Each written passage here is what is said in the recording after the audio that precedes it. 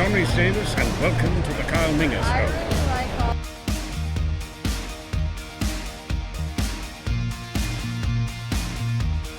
Hello and greetings, ladies and gentlemen of the beautiful world. So welcome back to another amazing Kyle Minger Show video. Today, guys, if you guys are wondering what kind of review I'm doing guys for you today, I am back with another big Netflix review. But before I continue on, what I'm going to talk about, for those that have been subscribed for on my channel for many years to come, you guys know exactly what I do on the Kyle Minger Show. But for those who are just typing this review on the YouTube search engine, and you guys see me on one of the top lists. For those, I'm going to tell you guys what I do. I just do big reviews such as when I go see movies at my local Cineplex, and other videos I like doing on my channel. I like doing up to Disney Plus reviews, to Netflix reviews, to Prime Video reviews, and eventually I might try to do some more anime reviews on Crunchyroll. But either way, other videos I like doing is up to trailer reactions, to unboxing videos, gaming videos, and then theater videos. But if you guys want to stay tuned for those, hit the subscribe button, hit the notification bell so you guys get notified when I do upload on the Kyle Minger Show.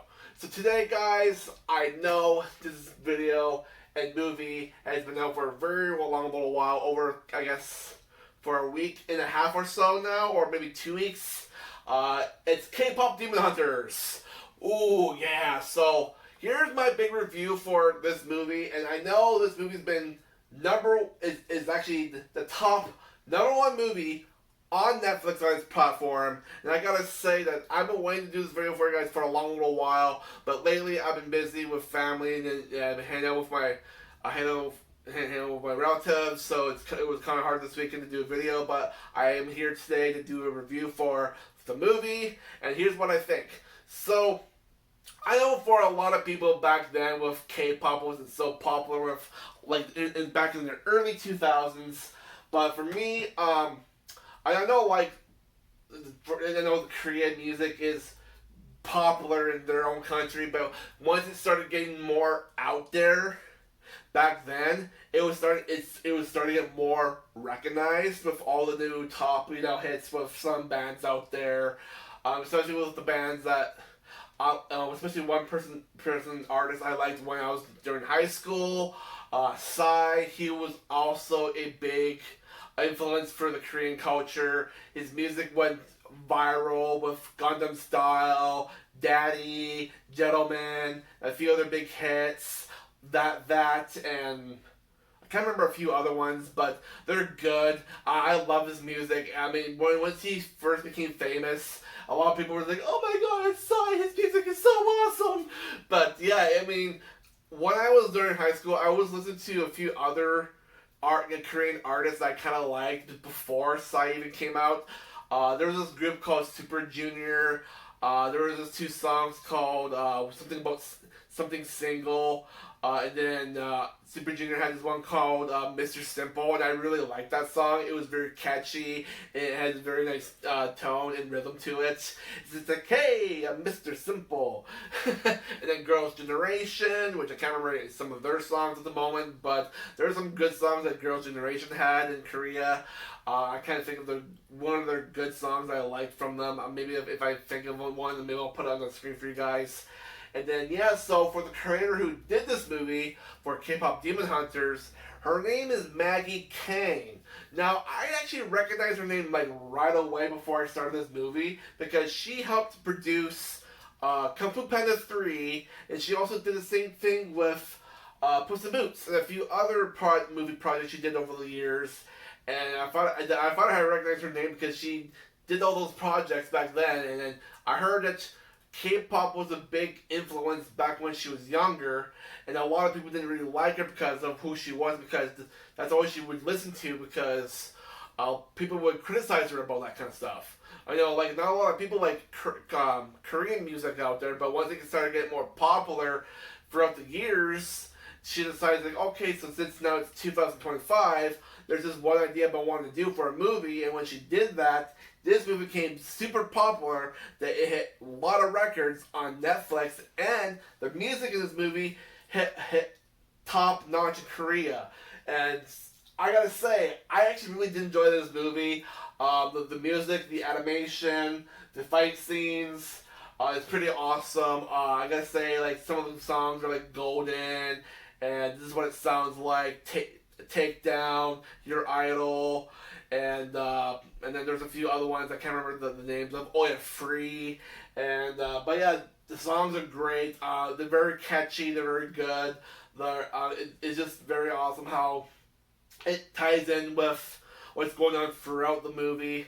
And if you guys have not seen it, if you guys have seen it, the whole story behind this movie is there's this three trio girl group called Huntrix, and it's and throughout generations, it's their job to slay demons and keep the Humun the Humun shield or barrier stay connected and stay strong in order to keep the demons from not rising to take the souls of the humans to feed their master. I can't remember their master's name by heart, but here's an interesting twist about the master who voices him. It's the guy who played the frontman in Squid Games.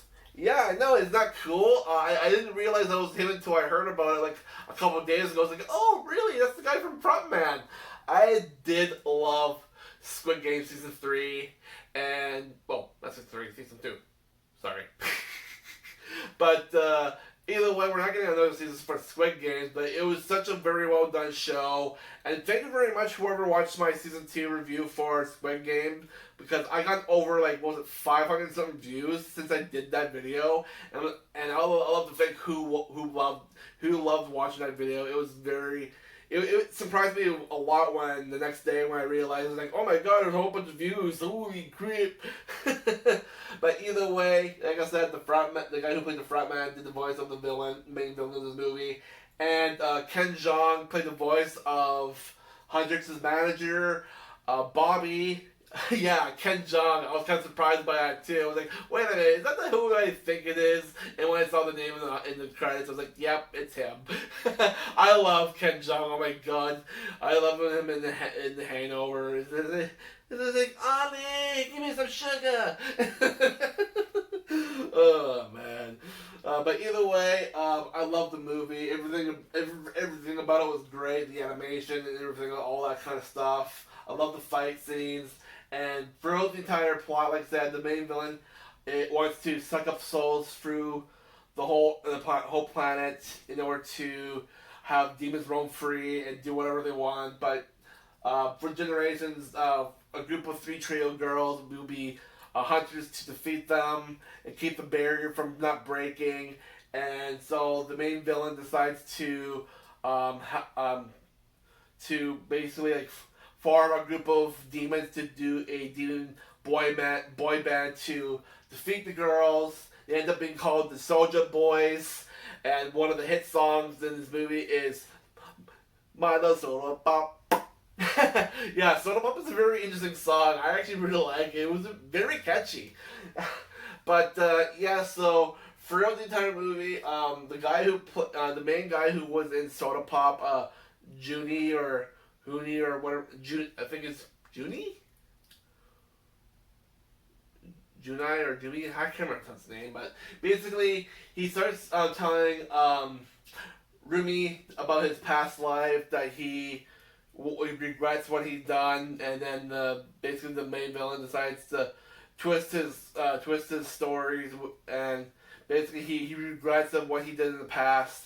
And he self-sacrifices himself at the very end of the movie, which is not totally a big spoiler, but if you guys have seen the movie now, the movie's been out for 2 weeks now. But either way, it's a very interesting concept of what happens through the boy band to them saving the world. The boy band gets destroyed, and basically Junie or Uni or whatever you pronounce his name was able to get his soul back and was able to give his soul to her in order to defeat the big baddie. And man, it was just a very interesting way how they did this, how they defeated the main boss, and it was very awesome. I love the animation, and I mean, I can't stop saying the animation was great. It was just very well done. But yeah, so I think I'll definitely keep watching this movie because it was just very good, and I know a lot of people out there are going to be giving it a lot of big reviews.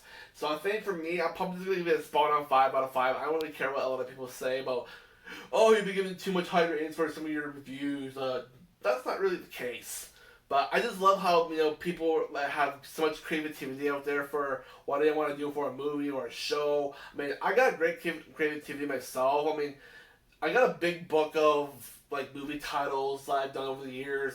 I actually want to explore my creativity and actually make a movie myself, like something like this. Maybe, I would love to help direct a movie for maybe Netflix or something, or another company out there. So it's like, hey, I got an idea for a movie. I wonder if this will work. This is the story. And this is the plot. And this is what I want to do about it. But either way, very enjoyable. Go see this movie now. It's #1 on Netflix, and yeah. So that's my review for K-pop Demon Hunters. And I know a lot of people are gonna say, like, "Well, don't go. What's your top favorite songs of the movie?" Well, I gotta say, there's some great catchy songs I liked in this movie, and I think one of my top 5. I'm gonna say "Free" is my bottom 5, and then there's "Soda Pop," "Takedown," and then there's "Your Idol," and then #1 will have to be "Golden." That's gotta be my top 5 songs I liked. So. Either way, guys, thank you guys for watching. I'll catch you guys in the next comic show. Probably next week, I'm going to do a big review for. Probably be Wednesday season 2. So stay tuned then, guys.